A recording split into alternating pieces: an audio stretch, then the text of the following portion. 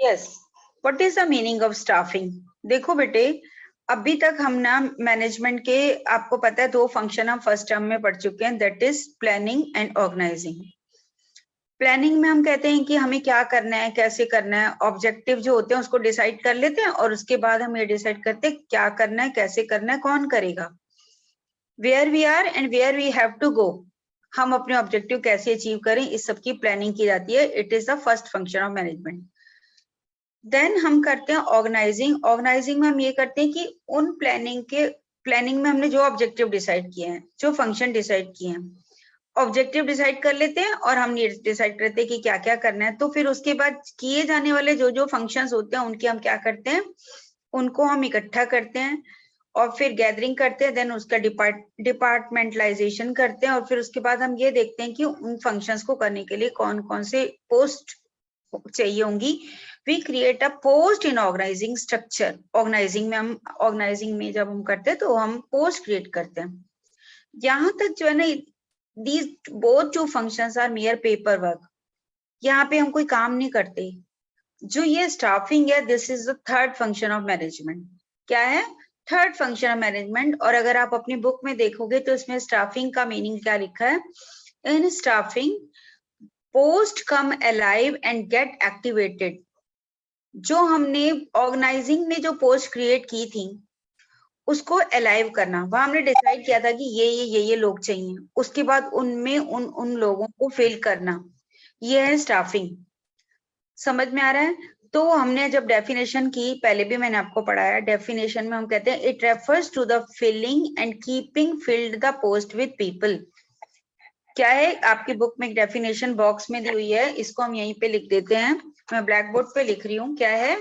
It refers to the filling, कि staffing में क्या होता है कि जॉब को, पोस्ट को फिल करना और कीप देम फिलिंग, और उसको फिल करके रखना, माने कि लोग जो है पोस्ट उस पे जॉब पे लगे और फिर वहां से जाए ना। क्या है? What is staffing? It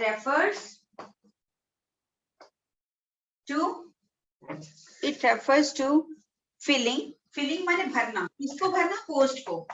filling and keep them filled, और भरी रहें। इसका मतलब है लोग छोड़ के ना जाएं। स्टाफिंग में ऐसा ही नहीं है सिर्फ हम लोगों को अपॉइंट करते हैं, बल्कि हम ये भी, मैनेजर का यही काम नहीं होता कि लोगों को अपॉइंट कर दो, पोस्ट क्रिएट करी ऑर्गेनाइजिंग में, फिर स्टाफिंग में लोग लगा लिए, कॉम्पिटेंट लोग लगा दिए।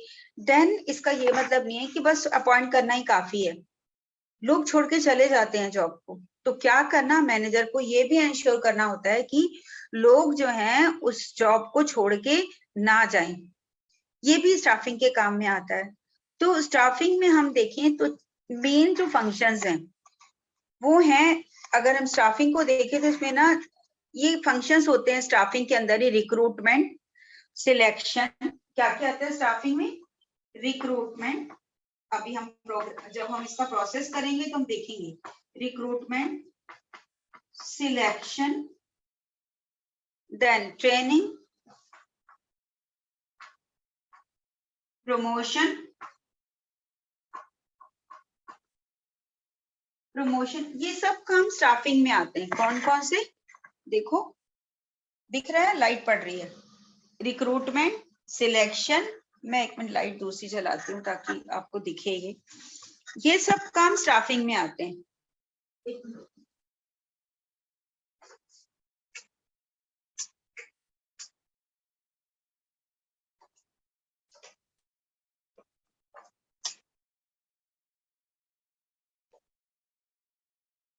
आपको दिख रहा है? अब ठीक से दिख रहा है? Yes ma'am.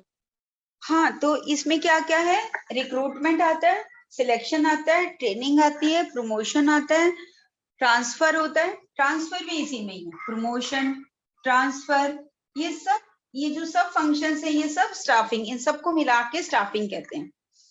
तो स्टाफिंग की अगर हम एक और डेफिनेशन आपकी बुक में जो दी हुई है थियो ह्यूमन के अनुसार, the staffing function pertain to the recruitment, selection, development, training and compensation of subordinate manager। मिली आपको बुक में डेफिनेशन? आप बुक खोल के बैठे हो बेटे? क्या लिखा है इसमें, कौन सी डेफिनेशन दी हुई है स्टाफिंग की? द स्टाफिंग फंक्शन क्या है? प्रिटेन्स टू द, यहाँ पे इसी में ही लिखा है कि ये सारे फंक्शन लिख के इसके ऊपर अगर हम लिखें स्टाफिंग फंक्शन,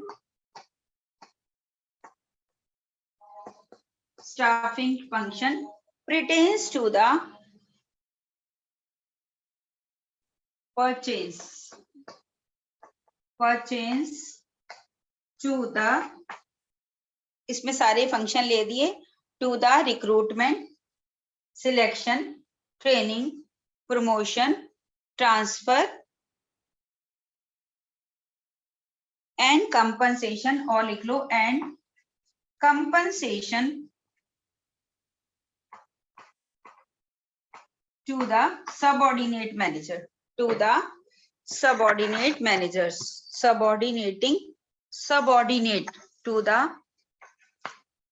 subordinate managers. ये भी एक और डेफिनेशन दी हुई है स्टाफिंग की। स्टाफिंग की डेफिनेशन हम पहले भी पढ़ चुके हैं और ये भी स्टाफिंग के आगे में 2-3 डेफिनेशन की हैं। देन फीचर्स क्या होते हैं, स्टाफिंग के फीचर्स क्या होते हैं? आप देखोगे कि आपकी बुक में 5 फीचर्स दिए हुए हैं। फर्स्ट फीचर क्या है? It related to the human beings.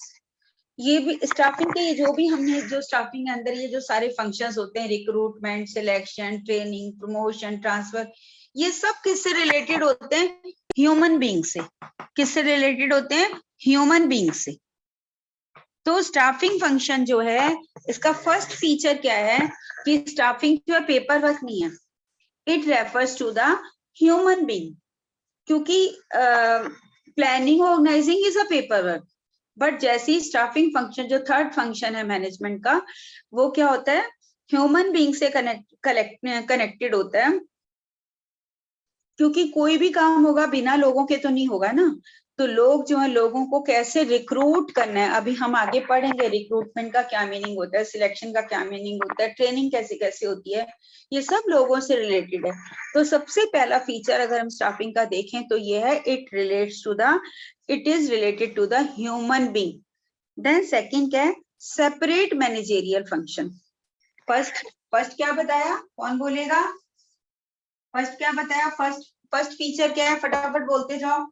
Feature of staffing, feature of staffing में फर्स्ट फीचर बोलो, कौन बोलेगा? अनन्या बोलो बेटे, स्टाफिंग का फर्स्ट फीचर अभी क्या बताया?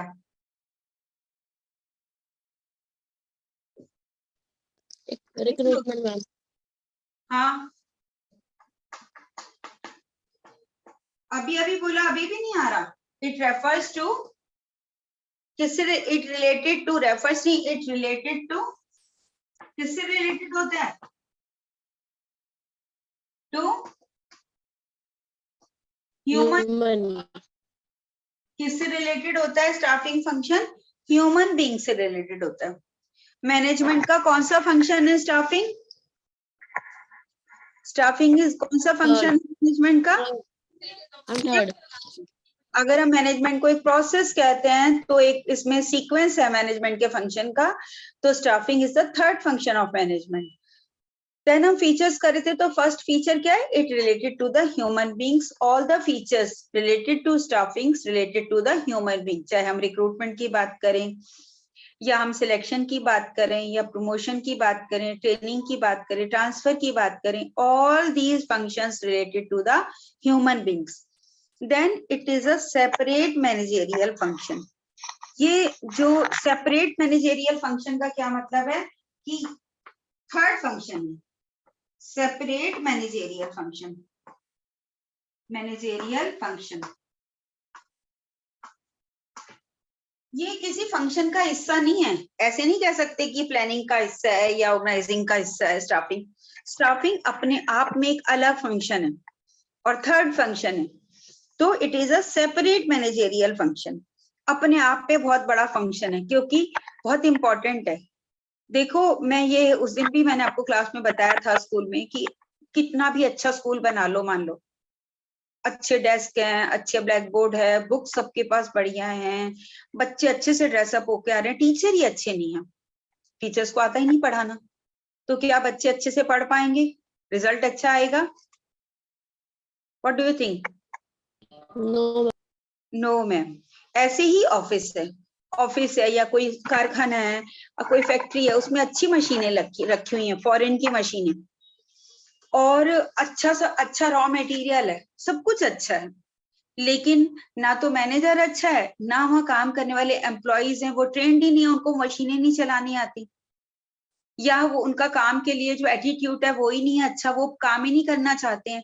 तो क्या आपको लगता है कि उस ऑर्गेनाइजेशन के ऑब्जेक्टिव फुलफिल होंगे?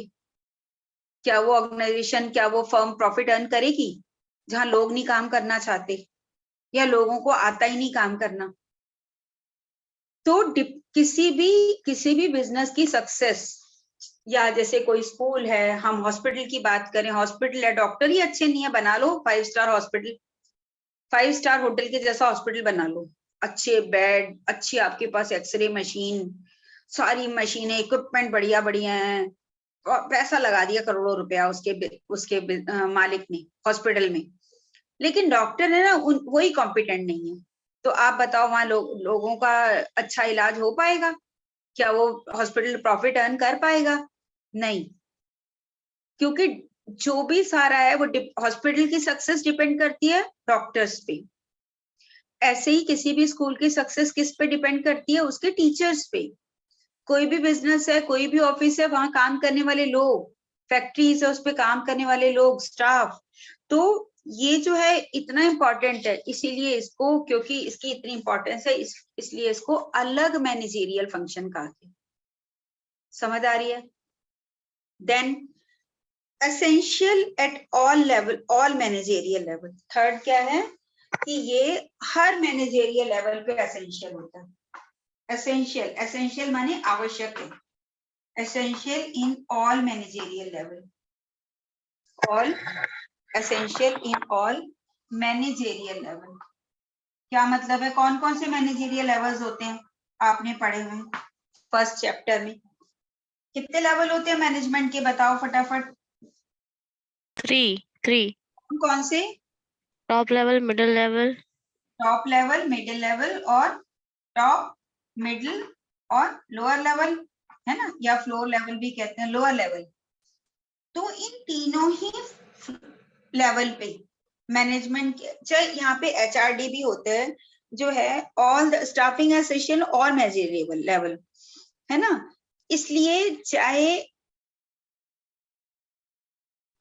अलग पर्सनल डिपार्टमेंट होता है, चाहे हर ऑर्गेनाइजेशन में पीआर होता है, आपको आजकल सुना पीआर डिपार्टमेंट होता है, पब्लिक रिलेशन, पर्सनल क्या बोलते हैं, ह्यूमन रिसोर्स डेवलपमेंट का भी अलग से बनाया जाता है, इसमें एक अलग डिपार्टमेंट ज्यादातर कि, लेकिन फिर भी मैनेजमेंट का जो काम होता है वो कम नहीं होता है, उनको फिर भी क्या करना पड़ता है, मैनेजर का काम कम नहीं होता है, मैनेजमेंट को हर जगह स्टाफिंग के समय में उसको ध्यान रखना होता है कि जो भी लोग अपॉइंट किए जा रहे हैं वो ठीक अपॉइंट हुए। तो मैनेजमेंट का essential in all managing level, चाहे टॉप लेवल के मैनेजमेंट में देख लो, तो भी जब टॉप लेवल के एम्प्लॉइज अपॉइंट किए जाएंगे तो भी टॉप लेवल का मैनेजमेंट जो उसका हेड होगा वो देखेगा कि लोग ठीक अपॉइंट हो रहे हैं या नहीं हो रहे, मिड लेवल का है तो भी और लोअर लेवल का है तो भी। Then related to the social responsibility, इसका क्या मतलब है? फोर्थ क्या है कि ये जो है, जो मैनेजमेंट है, स्टाफिंग है, ये सोशल रिस्पॉन्सिबिलिटी से related, staffing is related to the, fourth क्या लिखें, सोशल रिस्पॉन्सिबिलिटी। मैं ऊपर लिख रही हूँ इसको, staffing is related to, fourth लिख रही हूँ यहाँ पे सोशल। सोशल रिस्पॉन्सिबिलिटी का क्या मतलब है? क्योंकि रिस्पॉन्सिबिलिटी, क्योंकि जो स्टाफिंग है वो ह्यूमन बीइंग से रिलेटेड है, और ह्यूमन जो है एक सोशल एनिमल है। हम ये कहते हैं कि human being is a social animal, इंसान जो एक सामाजिक जीव है। तो समाज के प्रति जो जिम्मेदारी है बिजनेस की, कि उनका ध्यान रखना, उनको क्या देना, रोजगार देना। तो इसलिए जब रिक्रूटमेंट होता है, जब सिलेक्शन होता है, जब प्रमोशन होता है, जो सारा स्टाफिंग के फंक्शन है, इसको करते समय भी जो है बहुत ध्यान से ये सब काम किया जाता है ताकि कोई भी जना जो है इससे डिसअपॉइंट ना हो, और जो है जो भी ये काम है मैनेजमेंट जो है अच्छे से करे। जैसे कि सिलेक्शन होता है तब, रिक्रूटमेंट होता है तब, ताकि लोगों को जॉब मिल सके। सिलेक्शन होता है तो ठीक लोग चुने जाएं या गलत व्यक्ति ना चुना जाए, इन सब का ध्यान रखा जाता है। क्योंकि जो मैनेजमेंट है उसकी एक सोशल रिस्पॉन्सिबिलिटी है, एक बिजनेस की रिस्पॉन्सिबिलिटी होती है कि लोगों से रिलेटेड है, तो लोग जो है कहीं निराश ना हो, लोगों को रोजगार मिले और काम मिले और काम में वो सेटिस्फाइड रहें। ये क्योंकि लोग अगर सेटिस्फाई होंगे, अब स्कूल में अगर टीचर सेटिस्फाई होंगे तो वो अच्छे से पढ़ाएंगे, है ना। ऐसे ही किसी फैक्ट्री में वहां काम करने वाले वर्कर सेटिस्फाई होंगे तो अच्छे से काम करेंगे। तो इस क्योंकि ये ह्यूमन बीइंग से रिलेटेड है, इसलिए जो है मैनेजमेंट की स्टाफिंग का जो फंक्शन है, उसको स्टाफिंग के डिफरेंट फंक्शन जब वो करता है तो उसकी सोशल रिस्पॉन्सिबिलिटी और भी बढ़ जाती है, क्योंकि उसको ह्यूमन बीइंग से डील करना होता है। समझ में आ गया? आगे देखो, effect of the internal and external environment. Fifth क्या है? इफेक्ट स्टाफिंग के ऊपर क्या पड़ता है? Effect of the internal environment, internal and external environment. क्या मतलब है एक्सटर्नल एनवायरनमेंट?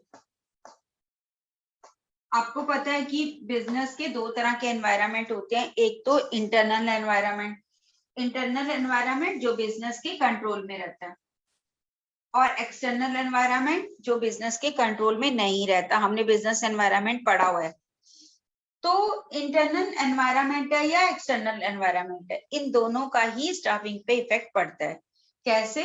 जैसे कि इंटरनल एनवायरनमेंट की बात करें, मान लो कि किसी बिजनेस में ये पॉलिसी बना दी कि जो प्रमोशन, जो भी टॉप जो पोस्ट है ना वो भरी जाएंगी प्रमोशन से। अब वहां जो काम करने वाले लोग हैं, जो लोअर लेवल पे काम करते हैं, उनको ये रहेगा कि देखो हमारी प्रमोशन होगी, हम मैनेजर की पोस्ट तक जा सकते हैं। तो इससे क्या होगा, उनको काम करने के लिए क्या मिलेगा, उनको मोटिवेटेड होंगे वो काम करने के लिए। अगर ऐसा कुछ ना हो कि पता है जो टॉप की पोस्ट है वो बाहर से भरी जाती हैं, उनको नहीं प्रमोट किया जाता, तो उनको काम करने के लिए मोटिवेशन नहीं मिलेगा। तो इंटरनल पॉलिसी अगर ये है कि जो टॉप लेवल की पोस्ट है वो जो है प्रमोशन से भरी जाएंगी, तो इससे क्या होगा, लोअर लेवल के जो लोग होते हैं वो मोटिवेटेड रहेंगे काम करने के लिए, उनके ऊपर असर पड़ेगा।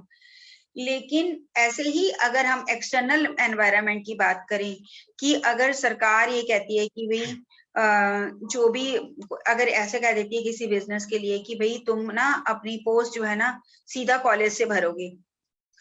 आपको पता है ना, जैसे अभी हम बताएंगे कि कहाँ से भरा जाता है, कहाँ से पोस्ट जो होती है फिल की जाती हैं। तो अगर कहीं ऐसा होता है तो उस बिजनेस में जो लोग काम कर रहे हैं उनको लगेगा कि भाई हमको तो ये पोस्ट मिलेगी नहीं। इस एक्सटर्नल एनवायरनमेंट का, गवर्नमेंट की पॉलिसी का उस बिजनेस में काम करने वाले लोगों पे असर पड़ता है। अभी तुम अपने स्कूलों को ही देख लो कि जैसे स्कूलों में जो अभी जो है जो परमानेंट है वो तो परमानेंट है, कुछ टीचर्स गेस्ट टीचर्स अपॉइंट किए जाते हैं। गवर्नमेंट की ये पॉलिसी है, अभी तक बहुत कम लोग रेगुलर जो होते हैं परमानेंट टीचर्स अपॉइंट हो रहे हैं। जो पहले के हैं वो पहले के हैं, नए टीचर्स आ नहीं रहे हैं, परमानेंट नहीं आते हैं, आते हैं कम आते हैं। पोस्ट जो है फिल होती है गेस्ट टीचर से। अब इसका जो होता है इसका वहां पे लोग जो लोग टीचर काम करें उनके ऊपर भी असर पड़ता है, क्योंकि उनको लगता है कि हमारी कभी भी क्या होती है जॉब चली जाती है, कभी भी परमानेंट टीचर आ जाता है, कहीं से ट्रांसफर होके यहाँ का गेस्ट टीचर चला जाता है। तो इस तरह से क्या होता है, उनको क्या होती है जॉब इनसिक्योरिटी रहती है, काम करने में उनको मजा नहीं आएगा, उनको लगेगा हम तो कभी भी जा सकते हैं, उसको कभी स्कूल को अपना नहीं समझेंगे। ये सरकार की पॉलिसी है, सरकार ये पॉलिसी बना सकती है कि जो भी जब हम पहले थे, जब मैं यंग थी, जब मेरी जॉब लगी, तो हमारे कोई भी ऐसे गेस्ट टीचर के नाम का कोई कॉन्सेप्ट ही नहीं था। टीचर सीधा सारे परमानेंट टीचर होते थे स्कूल में। ये सरकार की पॉलिसी है और इसका असर पड़ता है स्कूल में पढ़ाई पर, क्योंकि जो बच्चे हैं उन पे असर पड़ता है, टीचर्स पे असर पड़ता है। ऐसे ही ये एक्सटर्नल पॉलिसी है जिसका कि वहां रहने वाले लोगों पर काम पे असर पड़ता है। तो स्टाफिंग जो है it effects from the internal environment and external environment. इतनी बात समझ में आ गई आपको? इतनी बात समझ में आ गई? ये पांच Yes, ma'am. समझ में आ गए कौन कौन से हैं? It related to the human being, separate managerial function है, essential all level of management, related to the social responsibility and effect of the internal and external environment. समझ आ गया? देन इसकी मैं रिकॉर्डिंग यही कंप्लीट कर रही हूँ।